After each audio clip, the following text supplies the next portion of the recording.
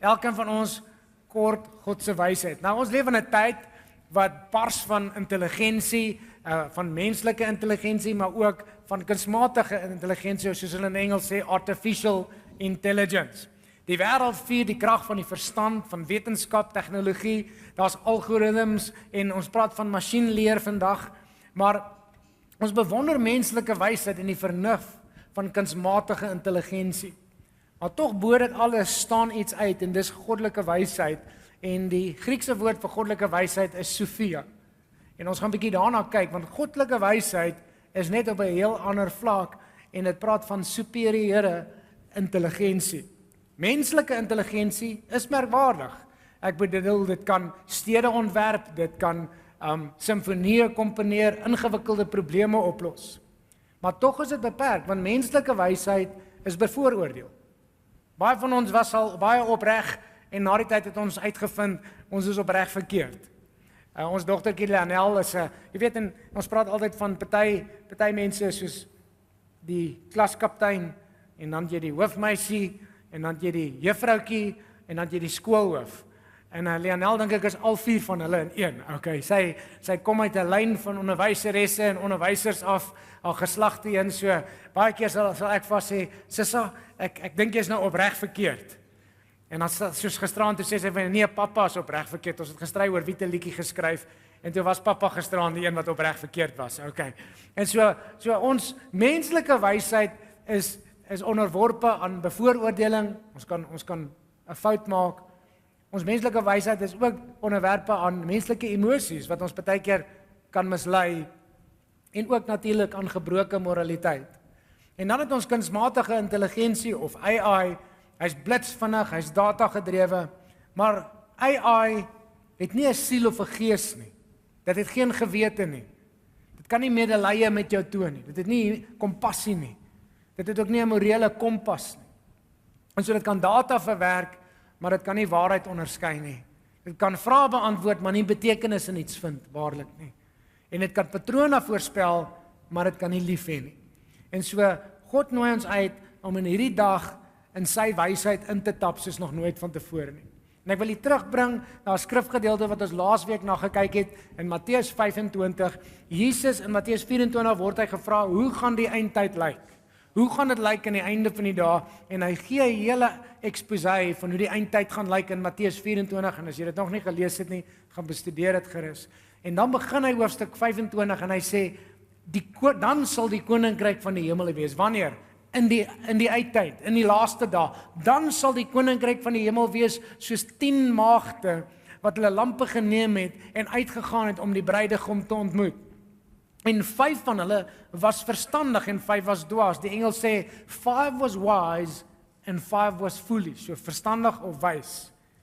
En toe die wat dwaas was hulle lampe neem, het hulle geen olie met hulle saamgeneem nie. Hulle het geen ekstra olie saamgeneem nie. So in die laaste dae sê God ons moet ekstra olie kry. En hierdie is 'n seisoen wat die Here ons roep as gelowiges en hy sê maak seker jy het ekstra olie. Jy kan nie bank op iemand anders se olie nie, kry jou eie olie en ons sal later meer daarin gaan. Maar die verstandiges of die wyse het olie in hulle kanne saamgeneem met hulle lampe en terwyl die bruidegom talm om te kom, het hulle almal vaak geword en aan die slaap geraak. En middernag was daar 'n geroep, daar kom die bruidegom, gaan uit hom tegemoet. So wat sê hy vir ons? Hy sê 50% van vandag se kerk gaan dit nie maak nie. 50% van die kerk gaan wanneer Jesus terugkom nie die bruilof van die lam ingaan nie. Die helfte van ons gaan dit nie maak nie. Wêreldwyd gaan die helfte van die kerk dit nie maak nie. En ek glo die Here plaas 'n beroep op jou en my medegelowige broer en suster, dat ons deel van daai 50% sal wees wat dit maak, dat ons ekstra olie in ons lampe sal hê en dat ons wysheid sal hê. Dis die 2 goed wat daardie 5 maagde onderskei het van die ander 5. Hulle het ekstra olie gehad en hulle was wys. En God roep ons in hierdie tyd om wys te wees. In Spreuke 4 vers 7 sê die wysste man wat nog ooit geleef het, koning Salomo, wisdom is the principal thing. Nou in Afrikaans sê hy wysheid is die belangrikste ding, maar dit klink nie so sterk as die Engels nie. Die Engels sê wisdom is the principal thing. Therefore get wisdom. Wat ook al jy kry, kry wysheid. And with all thy getting, get understanding. Die mees belangrikste ding is wysheid. Dis die mees belangrikste ding wat ek en jy kan bekom, is God se wysheid. En dis waarop ons hierdie jaar gaan fokus. Ons gaan sê, Here, ons sit hierdie jaar op sy om 2 goed te kry. Ekstra olie en ekstra wysheid. Ons wil u wysheid hê. Iemand het so mooi na laas Sondag se preek het half oopgebreek want sy het 'n droom gehad en sy sê, maar hoe kry ons ekstra olie? Ja, ons kry ekstra olie deur meer tyd te spandeer in gebed en meer tyd in die Here se teenwoordigheid. Maar die Here het wat droom gegee waar sy staan in die oliepres. En die van die wat al in Israel was, sal weet dat Getsemane, waar die olyfbome is, Getsemane beteken oliepres.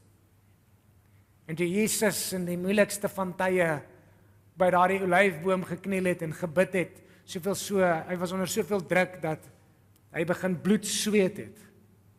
Daar was soveel druk op hom. Was jy al onder soveel druk dat jy begin bloed sweet het? Ek dink nie een van ons was al daar nie. Naby, maar nog nie daar nie. En in daai oliepres het die Here die salwing uit hom uitgedruk. En as jy deur 'n moeilike tyd gaan, ons almal gaan deur tye waar daar druk op ons is. En druk kom in verskillende vorme, dit kom persoonlik, dit kom in ons gesondheid, dit kom in 'n huwelik, dit kan kom in die gesin, dit kan kom in ons werksituasie. Dan is dit in daai moeilike tyd wat die Here jou wil ontmoet. En hy wil sy olie uit jou uitdruk. He wants to press the anointing out of you. And that anointing can break every yoke and remove every burden. En so in hierdie tyd, veral wanneer dit moeilik gaan, veral wanneer jy onder druk is, soek die Here soos nog nooit tevore en as jy moet vas en bid. Maar wees saam met Jesus in die tuin van Getsemane in die oliepres. En sê, Here, druk u salwing uit my lewe uit. Druk die salwing, laat dit na vore kom. Jy sien, na die olyf kan net die olie voortbring as hy onder druk geplaas word. En so hierdie is 'n seisoen wat ons gaan fokus op ekstra olie en ekstra wysheid. Ons wil die Here se wysheid leer ken soos nog nooit tevore nie. Dr. Mark Murdoch maak hierdie stelling, is vertaal, hy sê elke probleem is 'n wysheid probleem. Every problem is a wisdom problem. My skoonpa is baie meganies en elektries aangelê. Hy kon eintlik 'n ingenieur gewees het en daar is nie iets wat hy of my swaars kan fix nie. Hulle is almal boere, kom van die plaas af en hulle kan 'n kar se engine oordoen. Hulle is soos Piet, hulle kan enigiets doen. Hulle kan enigiets regmaak. Nou ek sal nie met 'n tweedehandse kar wat nie hoogs betroubaar is op in Afrika gaan nie, want ek's bang die ding breek en dan sit ek daar soos kiepie daar in die middel van nêrens en hoe maak ek nou? Maar hierdie manne, hulle is wilkens want hulle is wild. Okay? En hierdie manne kan enige plek inry en as hulle 'n spanner en 'n tang en 'n draad het, kan hulle enige ding fix. Ek weet Piet is ook so. Wat beteken dit? Hulle het die wysheid, meganiese wysheid en elektriese wysheid om enige ding reg te maak. Is dit so? Wat sê Mike Murdoch? Elke probleem is 'n wysheid probleem. If we have sufficient wisdom, nothing is a problem anymore. Vir 'n ou wat meganies aangelê is dit nie 'n probleem nie, dis 'n geleentheid om sy meganiese wysheid en kundigheid te manifesteer. So in die hemel is daar geen probleme nie. There's no problems in heaven. Why? There's only opportunities to manifest the wisdom of God. En daardie probleem wat ek en jy mee sit, wat ons nie kan uitvind hoe gaan ons hierdie ding oorkom nie, wat ook al die aard van die probleem is, God het genoeg wysheid in die hemel, en partykeer het hy mense rondom ons gesit wat daardie wysheid het, en wanneer ons met die regte mense bekom, en ons trek van daardie wysheid van God, dan is daar geen probleem op aarde wat nie gefiks kan word nie. Daar's geen probleem wat nie 'n oplossing het nie. Net geleenthede om ons Vader se wysheid op aarde te manifesteer. En so, ons wil bietjie hierdie jaar op die Spreuke van Salomo fokus. En die Spreuke van Salomo, vir baie lank vir my was dit 'n versameling van wyse spreuke. En ek lees nou al, ek studeer nou al vir 32 jaar lank die Spreuke baie intentioneel, en die laaste 10 jaar lees ek gemiddeld elke dag 'n hoofstuk in Spreuke. En ek wil jou aanmoedig om dit te begin doen. En hoe ons dit doen is op die dag van die maand, die kalenderdag, lees daai Spreuke. So vandag die 8ste, so begin sommer vandag by die 8ste as jy soos ek is 'n bietjie OCD het en jy wil graag van die begin af doen, dan wat jy doen is lees Spreuke 8 vandag en Spreuke 1 en dan môre lees jy 9 en 2 en totdat jy nou opgevang het en dan gaan jy net aan en elke maand lees jy elke dag deur 'n hoofstuk en ek doen dit al vir die laaste 10 jaar en dit het my lewe getransformeer. Maar voorheen toe ek Spreuke gelees het, het dit vir my gelyk soos 'n klomp los gedagtes. Oulike gedagtes, wyse gedagtes, maar wie van julle onthou hierdie connected dot exercises? En so jy sien die knoppies en hier's 'n stukkie wysheid en daar's 'n brokkie wysheid, maar hoe meer en meer ek Spreuke bestudeer het, hoe meer het die Here vir my hierdie kolletjies begin konnekteer en ek besef dat Salomo 'n genius was. Hy was geniaal geweest. And the picture of God's wisdom just became clearer as I studied Proverbs. So ek het 'n boek geskryf wat so oor 'n maand of 2 gaan uitkom en die titel van die boek is Superior Intelligence, Cracking Solomon's Code to Superior Intelligence. En ek gaan nou verduidelik waar die titel vandaan kom. Because I believe in this day and age, God wants us as His people, as His children, to live in heaven's wisdom. So ek nooi jou uit na die wysheid challenge, om elke dag vir die volgende jaar 'n spreek te lees, 'n hoofstuk in Spreuke. So waar kom dit vandaan? Sophia is die Griekse woord vir wysheid en Sophia is 'n interessante woord. Dit beteken of menslike wysheid of hemelse wysheid. En dan beteken dit ook intelligensie. Maar dit kan twee goed beteken. Dit beteken inferiore intelligensie, inferior intelligence of superior intelligence. En so dis vir my so mooi in daai woord wanneer God praat van wysheid, dan sê hy jy kan kies. Jy kan kies uit watse intelligensie jy wil leef. Wil jy uit inferior intelligensie leef of wil jy uit superior intelligensie leef? Daar's 'n uitnodiging van God af vir sy kinders om te sê julle het toegang tot my intelligensie. Julle het toegang tot hemelse wysheid. God se wysheid was van die begin af. Dit het hierdie wêreld waarin ons leef geskep. Dit het hierdie heelal waarin ons leef geskep, aan mekaar geweef. En daarom word hierdie heelal waarin ek en jy leef, word dit geregeer deur sy wette.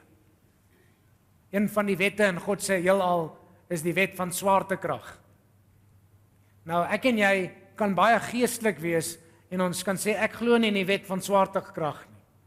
I don't believe in the law of gravity. En dan spring ons van 'n 10 verdieping gebou af om te bewys dat ons nie glo in die wet van swaartekrag nie, want there's no law in Christ and He has set us free from the law of sin and death, as ons nou baie geestelik wil wees. And then we jump off a 10-story building. Maar hoeveel van julle weet dat die wet van swaartekrag glo in my? Ek hoef nie in hom te glo nie, maar hy glo in my.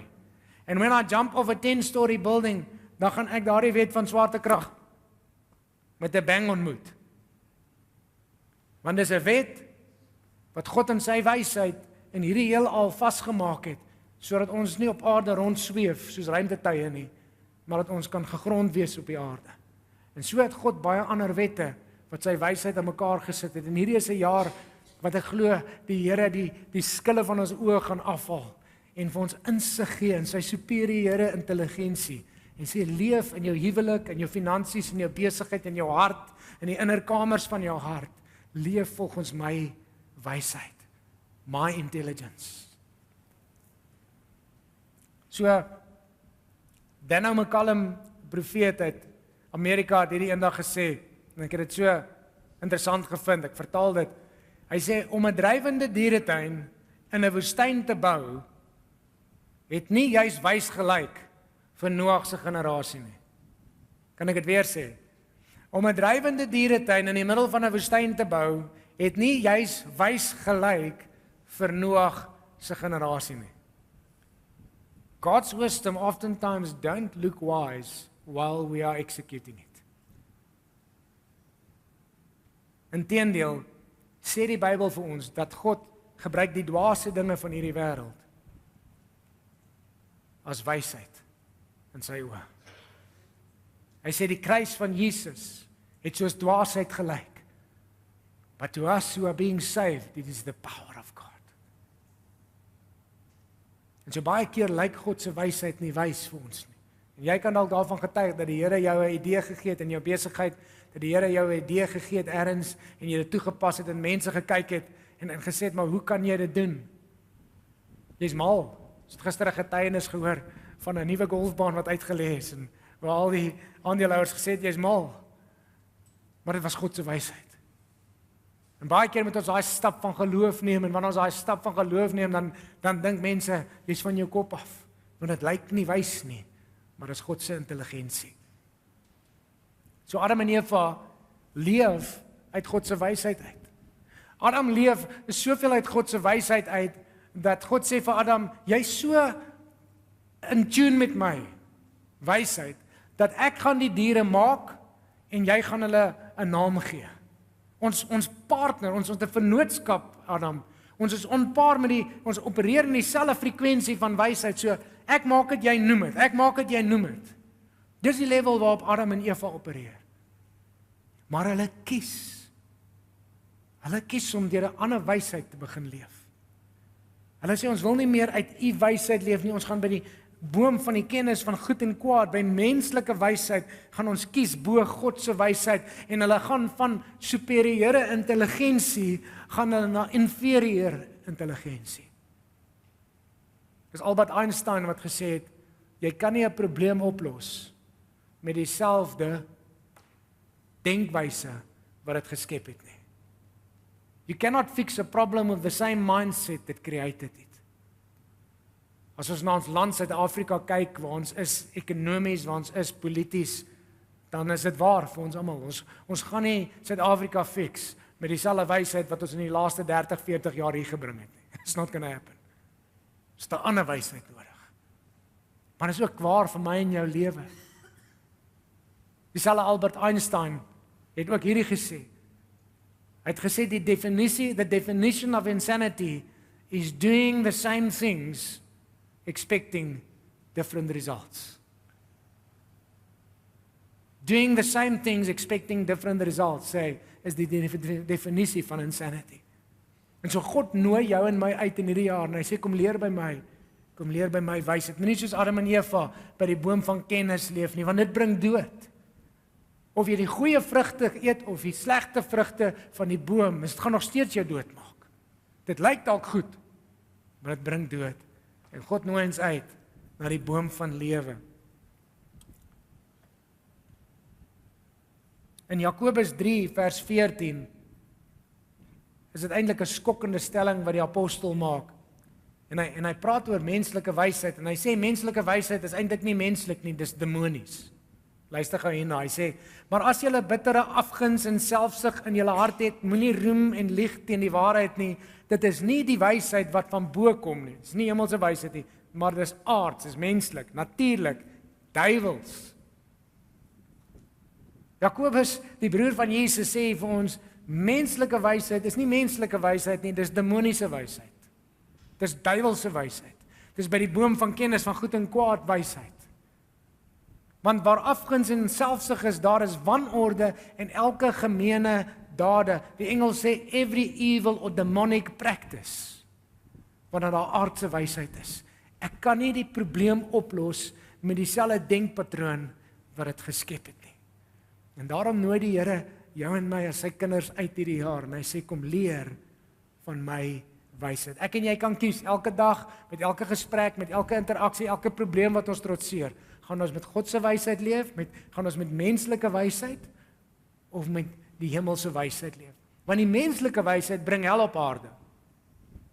Human wisdom brings hell on earth, heavenly wisdom brings heaven on earth.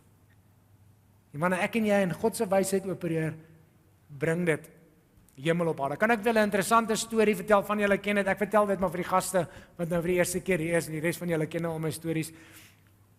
So het ons op honeymoon was, 'n verfkat dink of my 'n life size, nie 'n life size olifant nie, maar 'n groot olifant. Hy so, dit kan nie life size wees nie. Okay.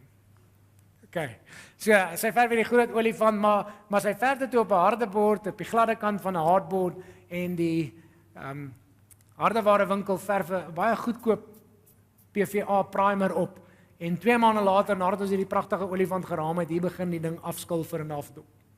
Fast forward, 15 jaar later, maak sy 'n salon oop, en sy het hierdie oulike bankies wat ons gekoop het, tweedehands ergens op 'n veiling, en sy besluit sy wil hierdie bankstel wil sy verf, sy gaan dit 'n ander kleur verf, en ek kom toe die middag van die werk af, van die kerk af, en ek sien, sy is besig, en sy doen die pragtigste verf tegniek op hierdie banke, en as 'n man wat al klein bietjie meer prakties ingestel is, nie altyd nie, partykeer, ek moet versigtig wees hierso,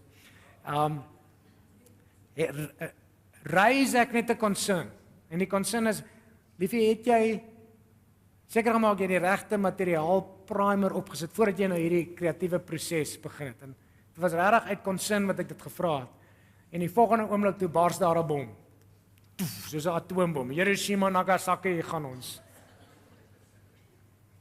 En hoe meer ek net probeer verduidelik, dat ek regtig net concern is, maar sy was te ver in haar kreatiewe proses, dit was net hierdie massiewe fight, en binne minute het ek agterkom, hier gaan ek vandag doodgaan. Nie regtig nie, maar dit was nogal rof. En in die hitte van die stryd, draai ek om, soos, ek weet julle ander mans doen dit nie, maar draai ek om, en ek in my hart sê ek, daar is nie manier wat hierdie ding nou beter raak nie, dit raak net erger vir my nou hierso. En dis baie keer wysheid om dit te doen, hè. En ek draai om en ek loop weg, en toe ek my tweede tree gee, sê die Heilige Gees in my hart vra vir haar, of sy wragtig weer die olifant wil verf.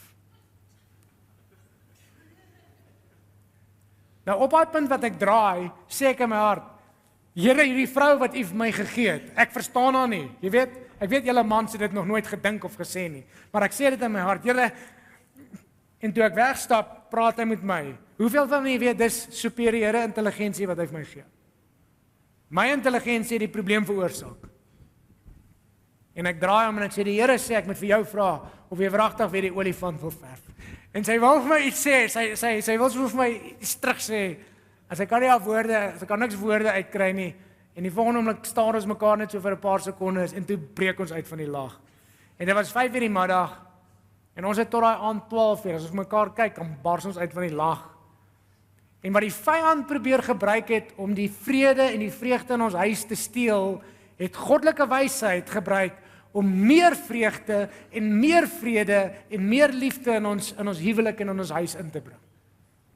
God nooi ons uit om met sy wysheid te leef. Sy superieure intelligensie in jou huwelik, in jou huis, in jou besigheid, in jou finansies, in die manier wat jy jou kinders grootmaak. En hierdie is 'n jaar waar daar 'n uitnodiging soos nog nooit tevore is nie, wat hy sê, kom leer by my. Ek het vir jou goeie nuus en daarmee gaan ons afsluit en dan bid. In Jakobus 1 vers 5 skryf dieselfde apostel, hy sê, en as iemand van julle wysheid kort kom, wie van u kort wysheid?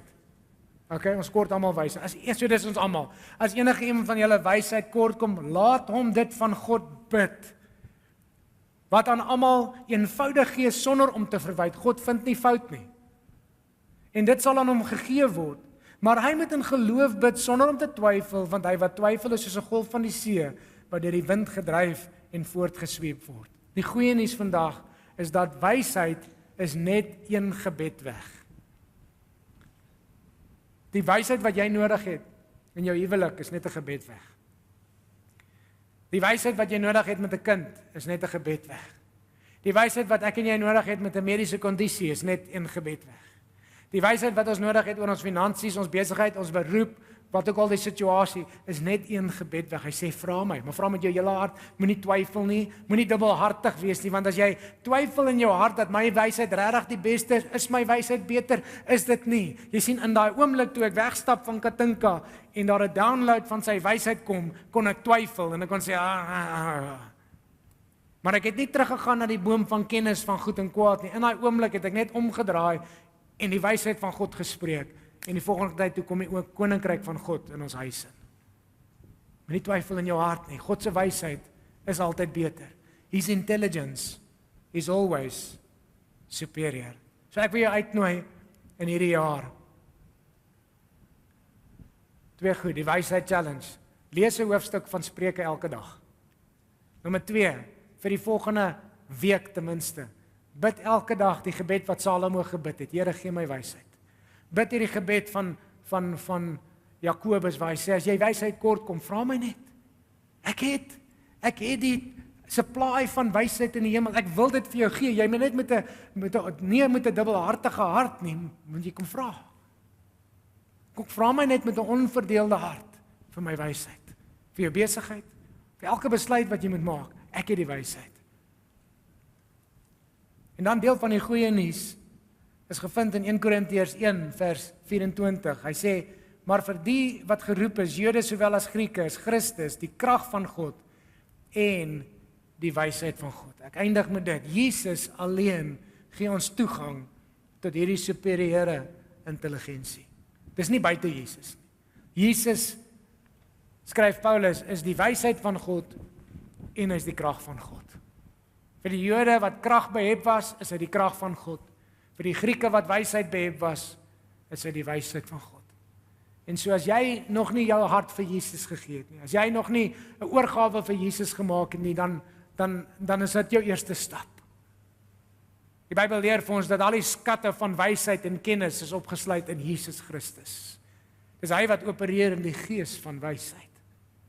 As jy nog nie jou hart vir Jesus gegee het nie, is jou eerste stap vanoggend om te sê, Jesus, ek gee my lewe oor aan U.